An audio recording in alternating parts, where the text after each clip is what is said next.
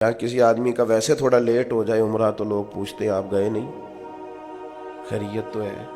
نبی کریم 1400-1500 لوگوں کو لے کر گئے، اور جب مقام حدیبیہ پر پہنچے تو کفار نے روک لیا، انہوں نے کہا ہم نہیں جانے دیں گے آپ کو۔ وہاں صلح لکھی گئی، شرائط طے ہوئی، ان میں ایک شرط یہ تھی کہ اس سال آپ واپس جائیں گے، اگلے سال آئیں گے، بندھے ہوئے احرام کھولیں گے۔ کون؟ جو کعبے کے مالک اور وارث ہیں، خود نبی پاک علیہ السلام۔ آپ واپس جائیں۔ حضور نے شرط مان لی۔ پھر شرط انہوں نے رکھ دی ایک نئی، کہا جو بندہ مسلمان مکے سے مدینے جائے گا مدینے والے پناہ نہیں دیں گے، واپس بھیج دیں گے۔ تو مدینے کا شخص مکے گیا تو مکے والے واپس نہیں بھیجیں گے، شرط برابر کی نہیں۔ پر حضور نے فرمایا مان لو، لکھو۔ بڑا مشکل کام ہے اس طرح کی باتیں کرنا، یہ تو دب کے صلح ہو رہی ہے۔ اب ایک اور شرط، جب شرطیں لکھی جا رہی تھی تو ایک اور شرط، حضرت مولا علی شیر خدا مولا کائنات رضی اللہ تعالیٰ عنہ کے ہاتھ میں قلم تھا، وہ لکھ رہے تھے۔ جب شرطیں لکھنے لگے تو انہوں نے لکھا محمد رسول اللہ صلی اللہ تعالیٰ علیہ وسلم اور قریش مکہ کے مابین معاہدہ۔ اس پر بھی کفار بولے، انہوں نے کہا یہ بھی ہمیں قبول نہیں، آپ محمد ابن عبداللہ لکھیں، محمد رسول اللہ نہیں، محمد ابن عبداللہ لکھیں۔ یہی تو ہمارا آپ سے مسئلہ ہے معاذ اللہ، اگر ہم آپ کو رسول اللہ مان جائیں تو لڑائی کس بات کی؟ آپ کاٹیے۔ حضور کا حکم ماننا بڑا ضروری ہے۔ نبی پاک نے فرمایا حضرت علی سے یہ رسول اللہ کاٹ دو۔ مولا علی قلم چھوڑ کے پیچھے کھڑے ہو گئے، پھر فرمایا اسے کاٹ دو، پھر پیچھے کھڑے ہو، کاٹ دو۔ شیر تھے، شیر اور دلیر لوگوں کی آنکھوں میں آنسو کم آتے ہیں۔ تیسری دفعہ کریم نے فرمایا علی میں نے کہا ہے کاٹ دو، ہاتھ باندھ دیے، کہا حضور نہیں کاٹنا تھا۔ غلام فریدہ میں ساری تیری، تینوں اجے یقین نہیں آیا، کاٹ دو اس کو۔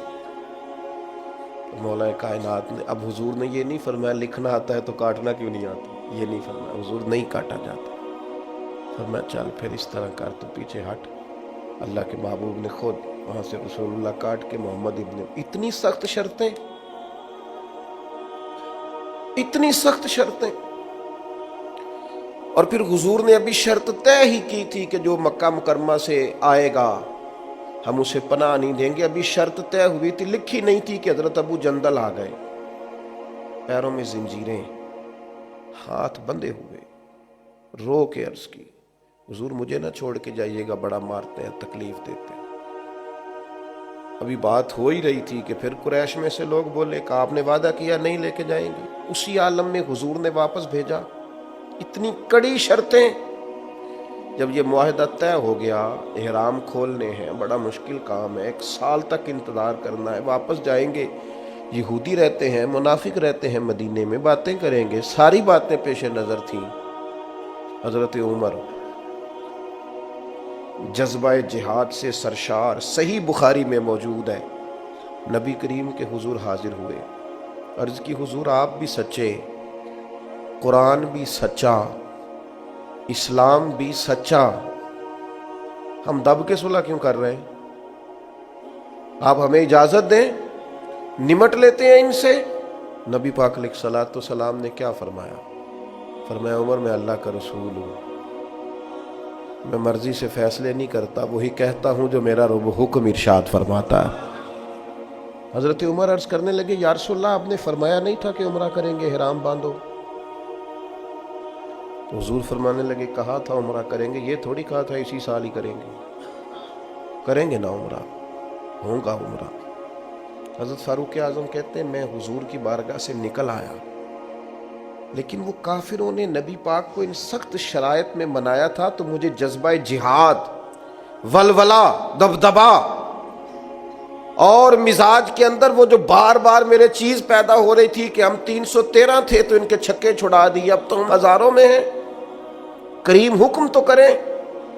فرماتے میں وہاں سے تھوڑا پیچھے گیا تو حضرت ابو بکر صدیق موجود تھے، میں نے کہا ابو بکر حضور بھی سچے، وہی باتیں جو حضور سے کی تھی، ابو بکر صدیق نبی پاک بھی سچے، قرآن بھی سچا، اسلام بھی سچا، تو ہم دب کے صلح کیوں کریں؟